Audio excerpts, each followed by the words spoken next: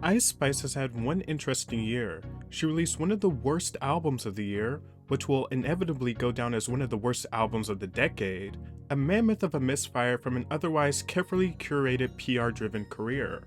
She was almost immediately endorsed by industry icons such as Taylor Swift and Nicki Minaj, as well as being bolstered by other viral stars such as Pink Pantheress.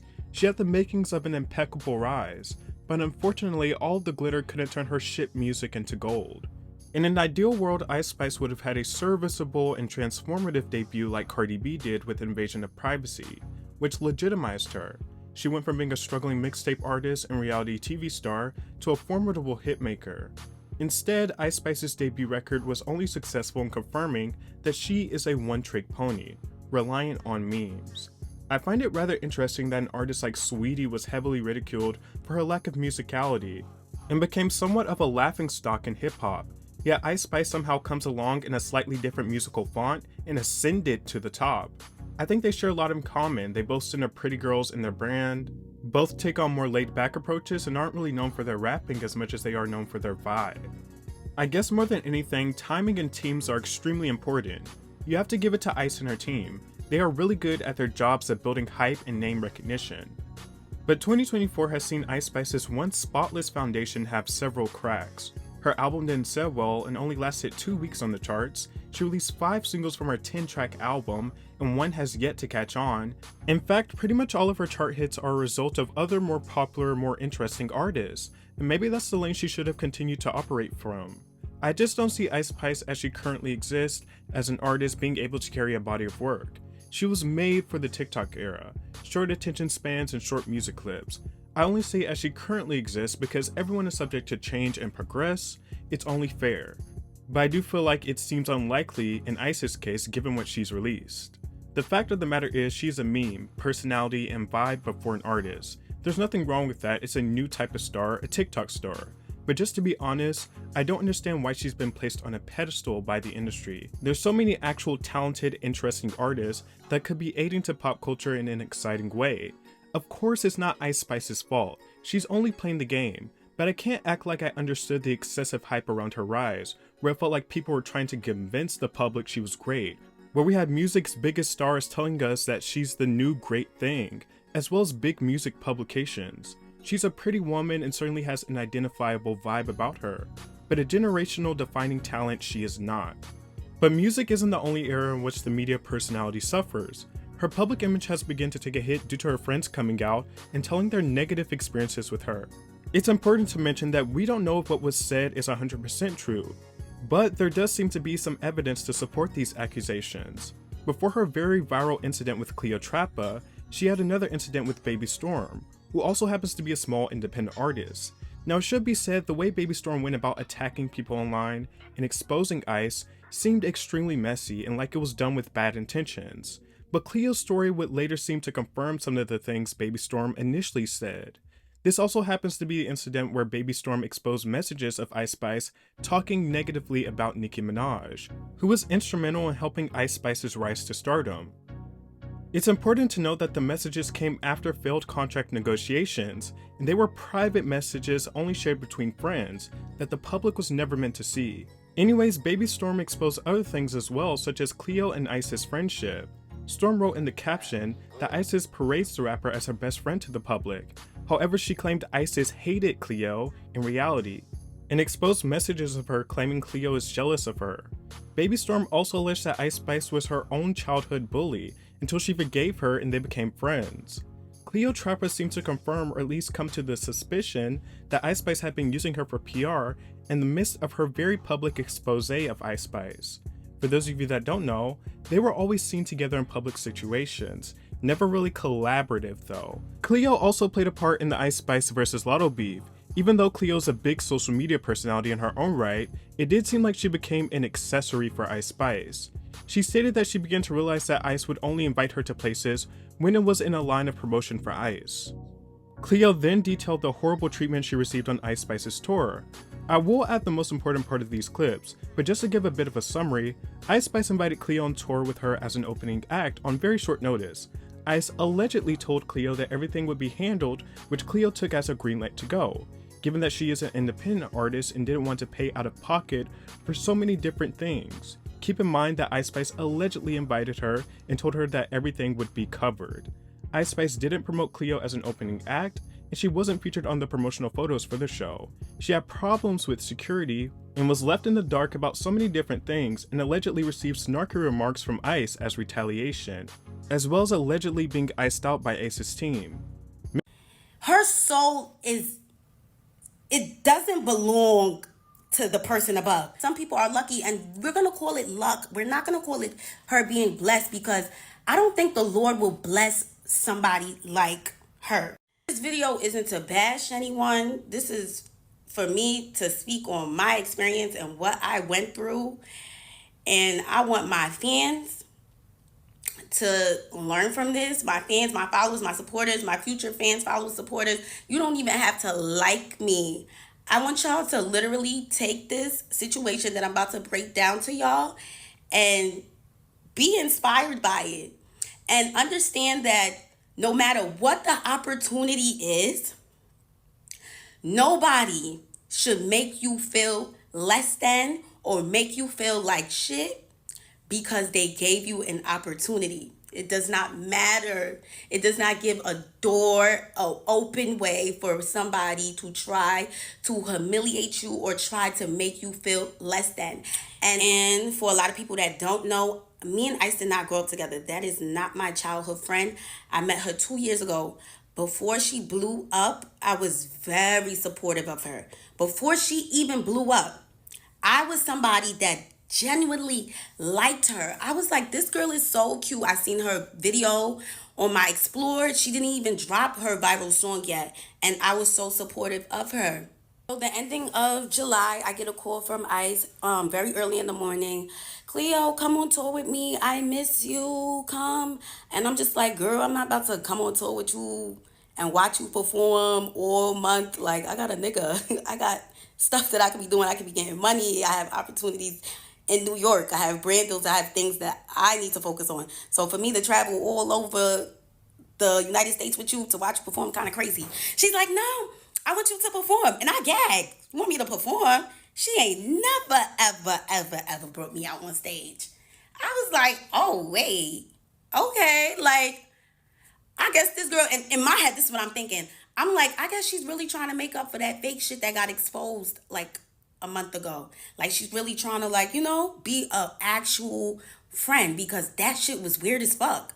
And I checked her about that shit, and even for her to apologize was like pulling teeth. Like, girl, you got caught calling your friend jealous for no fucking reason. And her excuse was that I didn't speak up when I was asked if she was Nigerian. Like, girl, I met you a month before that video. I didn't even know you was Nigerian. So that was kind of weird to me too, that she was upset at me for not knowing if she was Nigerian. And she said that you could have at least said I was black. Like, girl, I didn't even know you. Am I your PR? Am I supposed to be clearing up every time somebody's asking about you being black or Nigerian? Like, that's not my role. And I don't even know you. So I was so confused. She literally tried to link me being jealous of her with that interview of me not knowing if she was Nigerian. And I'm just like, girl, are you crazy? And she never said that she felt the way. And it was just like, I didn't even know that she was mad at me. She's just in messages talking about me. Fast forward though, I started thinking that a lot of the things that Ice was doing was calculated. Like, even the thing after her best friend exposing her, it was like, oh, like, let's go to the basketball game. Come with me to this basketball game. I'm thinking like, oh, she just wanted me to come with her to a basketball game. Like, maybe she's trying to make it up. I don't know why I kept thinking like she was trying to make it up for being like caught being fake. But it was just like, even the basketball game, it was like one day later, she's like dropping a song. It's like every time she's like inviting me out, because we never chilled on some like chill shit, bro. Like, it was never like just some chill. It was always like in the blogs the next day and the song is dropping too. So it was like, what? This girl kind of uses me for her rollouts. So I'm just like, okay. When the tour thing came out, I'm like, oh, she's actually trying to like give me something now. Like, okay. She's trying to make it up. She's trying to be an actual good friend. I made a flyer announcing that I was going to be coming on tour with her. It did not even get reposted. It didn't even get a comment or like, and she was tagged in it. The bill, it didn't even have my name on it. Like, just about nobody knew I was coming on tour. It was like a special guest. Like, she didn't even like shine any sort of like her own light on me. It was like kind of like all me. Like, I want my fans to come out. Like, she didn't really try to like mesh me in with her actual fan base or try to like put her fan base onto me. Very calculated, you know? It was just given like, oh, let's let Cleo eat, but we gonna give her crumbs. Like, we gonna shine light on her, but let's dim it. You know what I'm saying? It just gave that so much. Online says the show starts at 8. It would even say 9 sometimes. And guess what time I was going on? At 7:30, 7:45. I was going on before the show starts. So that was kind of weird in itself. I had no idea what to expect going on tour. I had no idea until I got on tour and started seeing certain things. And I'm just like, wait, why don't I have that? I didn't have a room. I was told I was going to be with her, but I didn't have a room. And before I came on tour, I asked her what were the things that I was going to have to pay for, because this is so last minute. Like, you're only giving me one day to prepare. Like, it's July 30 something and we going on tour August 1st. Like, girl, like literally one day. So I'm just like, what do I have to pay for? Nothing. You're going to be with me. You're good. You're going to be with me. So I was like, okay, everything is handled. I'm just gonna go. I'm gonna make the best out of it. First couple of days was cute. We went to Philly, and this is when things go left now. Yeah, we're in a hotel room. We not sure if we're gonna like bring our bags to the venue, cause I guess like we were gonna come back to the hotel. But she told me, don't leave your bags at the venue. You might need some. You don't leave your bags at the hotel. You might need something in it. And I was like, okay, I'll bring it. Her security, who brings all her bags, she has like 10 bags, he brought my bag, brought the bags down, and now we're at the venue, and I do need something in the suitcase. Like, I had a wardrobe malfunction, like she said I probably would have. So I'm like, oh, how can I get the bag? She's like, tell the security to get it for you. I go to the security. I'm like, can you get my bag out the trunk? Because I have no idea where the trunk is, where the car went. We just came into the venue like, we artists, we working, whatever. He goes, he gets the bag, brings it upstairs. I change, da da da da. End of the show. I put my bag next to her 10 bags and the big black dresser. And yeah, I'm thinking everything is going to be moved like back into the truck and we could, leave, go back to the hotel. I turned around and my bag is still there. My bag was still there. All her bags was gone. I'm just like, why would somebody just leave my bag? Like, I asked the security, I'm like, can you take my bag? He said no. I was like, what the fuck? What's going on? He brought all her bags. He can't say, okay. I'm like, can I pay somebody to bring my bags down? Because I didn't want to bring the bags down. Why would I want to bring the bags down? I'm just a girl. I'm like, all right, let me bring the bags. I'm tight though. I'm tight. Like, I'm not used to this stuff. Like, what the fuck? I'm just supposed to be performing. Need I remind you, I'm not even allowed to bring somebody on tour with me. So I didn't really have anybody helping me. It was just me. But I feel like she could have simply said to the security, like, take Cleo's bag. Don't forget Cleo's bag. But I got a sense that she just wanted me to struggle. And that's kind of fucked up as like a friend. So I carry the bags. I take one duffel bag.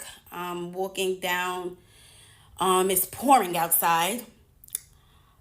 I put it in the car. The fans are screaming, Cleo, can we get a picture? Cleo, can we get a picture? As I'm struggling with a bag. And it's like very embarrassing. I make a second trip for the suitcase. I made the second trip for the suitcase. Do it again. Raining outside. Dragging the suitcase. Fans in my face. It was so fucking humiliating. I was like, what the fuck? I get in the car. I'm tight. Like, I'm fake drenched and I'm tight. Like, and the car ride is silence. And I know she peeped why I was mad. It's like she just doesn't give a fuck. So we went to the hotel now. When we pull up to the hotel, she's like, telling the security guy what bag she wants taken out the car because we was about to go to the hotel so she could take a shower. But it's like, I perform too. I want to take a shower too. So I'm just like, you the only one that's taking a shower? I'm going to take a shower too. She's like, oh, you got to tell him what bags to take out or he's not going to take it. And I'm just thinking to myself, didn't I just tell this guy to bring my bags to the car and he said no? So why would I think that he's gonna take my bags out because I said so? You know, it's like she just didn't want to speak for me at all. So we're in the hotel room and I had this feeling in my chest. I don't know if anybody else who's a real ass bitch gets this feeling. And it's just a feeling, and I'm just like, I have to say something because if I don't say something, I'm gonna start moving like I don't like her. So I wanna at least say how I feel, get her take on it instead of being angry and just letting it build up frustration in me. So she's in the shower and I'm like about to take my makeup off so that we can, like, I'm not waiting for her to get out the shower to take my makeup off, and it's just delaying us because we're trying to hurry up. So I went to the bathroom, I'm taking my makeup off, and I'm like, yo, you asked me to like take my bag. I mean, not you asked me. I'm like, yo, you told me to take my bags with me to the venue. You said that it was smart for me to take my bags and the reason why. And you even told me to tell your security to bring the bags upstairs. So why would it be a problem for him to bring the bags back to the car? And she goes, that's my security. He works for me. If he feels like he's doing more work, he's gonna want to get paid more. So I'm like, how much does he want to get paid more? Because if I'm gonna be with her this whole tour, I would pay him more. I'll pay him more to carry my bags. I don't want to be carrying my bags. I don't. Like, y'all seen all the fans seeing me carry my bags? That was crazy to me. So I'm like, all right, we got to figure this out. So, like, how much you want to get paid more? He's like, he gets paid a flat rate. I'm like, is this girl serious? She said it like she had no idea what flat rate meant. If he gets paid a flat rate, that means that he'll move a house for you. He's getting paid to work for you. He got paid to work for you. He's moving anything you tell him to move. He's moving anything that you tell him to move. She started making it seem like she understand, like, oh yeah, that's crazy, da da da. But then she goes back to being weird, and she's just like, he can't leave my side. Like, he can't leave me. That's why. Like, girl, what you mean he can't leave you? So now I catch her again.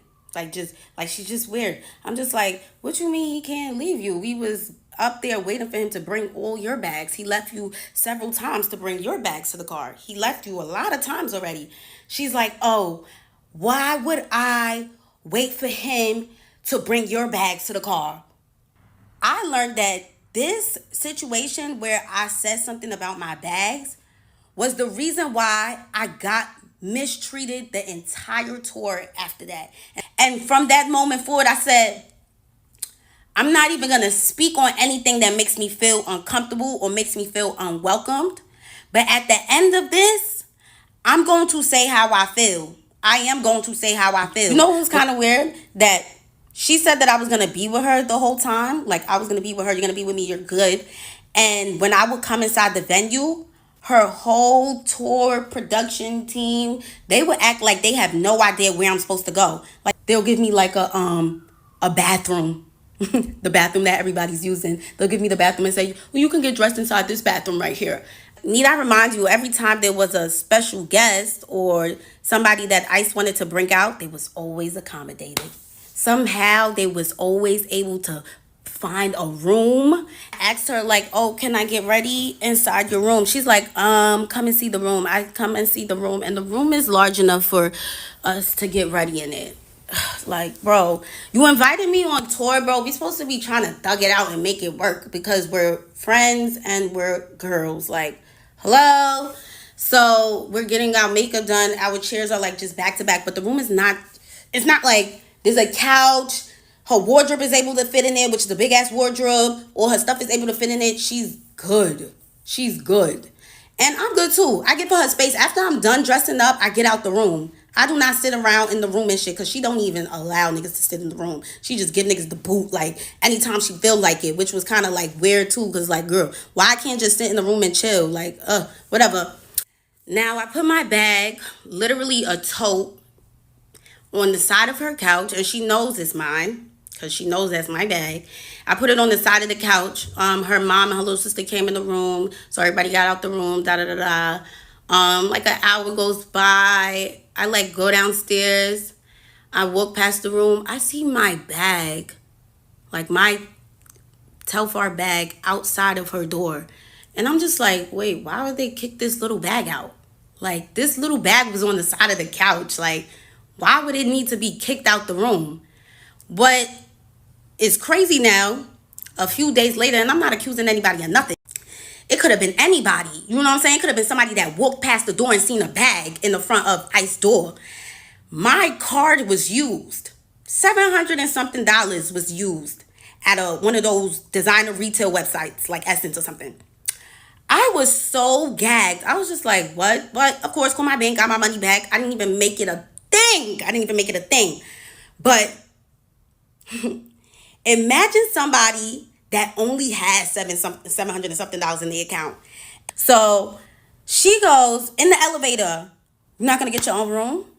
I was like, what? I didn't know I was getting my own room. I was mad confused. I'm like, oh, that's what I was trying to understand. And I stopped the elevator door from opening. Girl, why you can't say nothing to nobody? Like, why do you always try to give like an embarrassment kind of vibe? Like, it's not even embarrassing, but it's like, that's the vibe that you make it seem like you try to give all the time. Like, girl, you could have texted me that. Cleo, make sure you get your own room. This is the hotel we staying at. Like, damn, why we gotta get to the hotel and you telling me you're not gonna get your own room? Like, I could have had the room booked already before we got here, boo.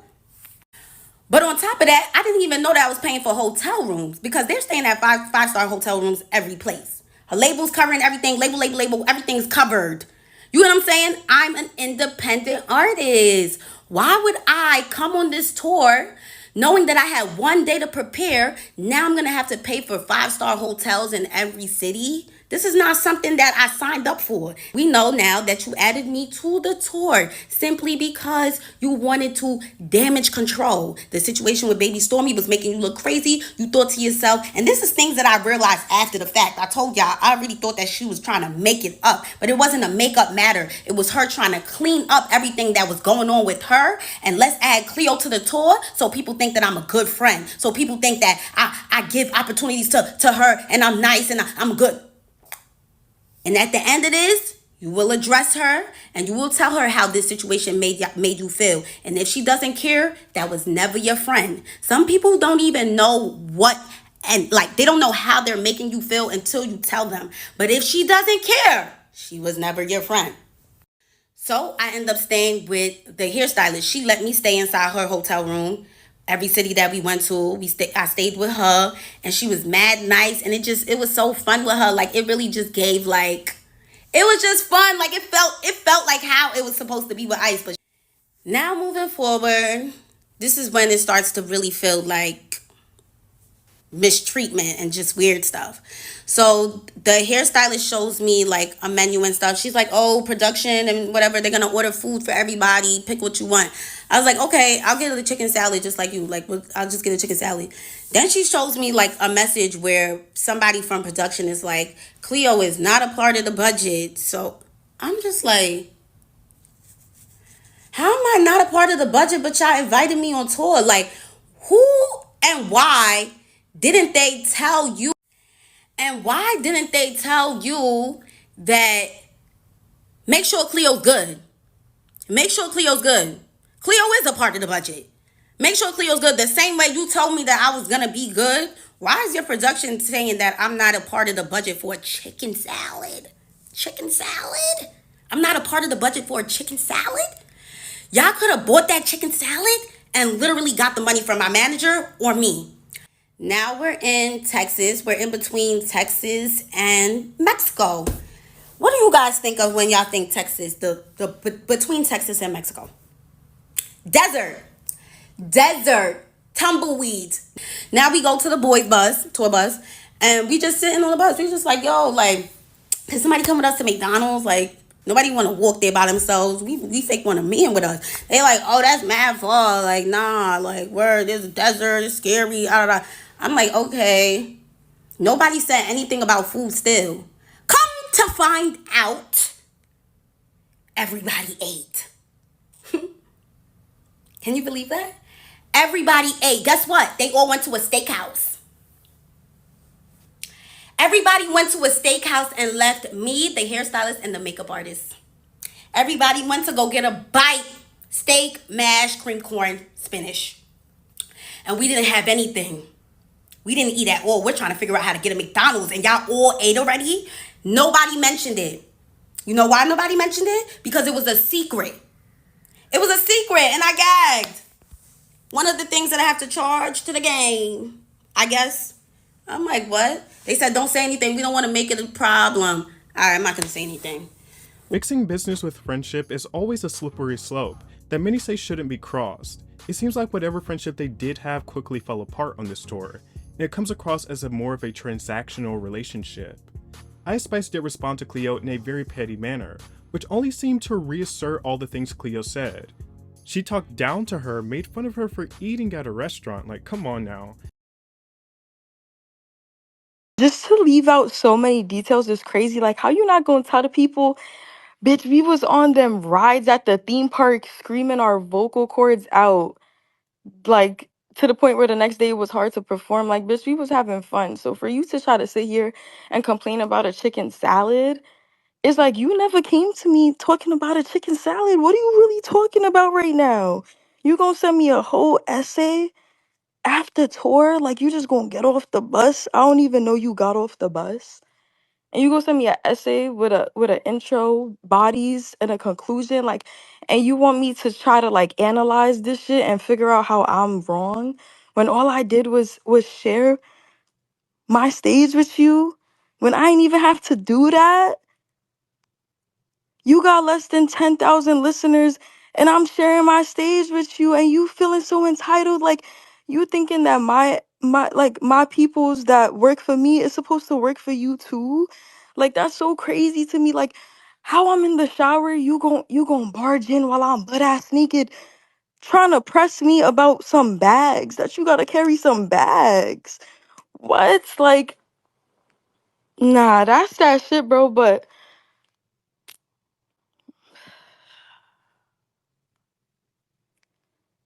that's all I could do, y'all. All I could do is sigh about it, cause it's just like, what can you do, bro? It's like, damn, crash outs and they going on rants, bro. Crash outs and they going on rants, but fuck it though. At the end of the day, it's whatever, bro. Like, this shit comes with it, you know. Like, y'all see clearly, this will come with it, bro. Right? So fuck it. Like, we was at the movie theaters. We was siphon. Bitch, you not gonna tell the people how we was at an Italian restaurant and you ate so much fucking food, you fucking vacuum, that the server was like, where did the food go? Just seems so ridiculously petty. It's like one of those things where someone does something for you and then throws it back in your face. Or feel you should endure bad treatment just because of what they did for you.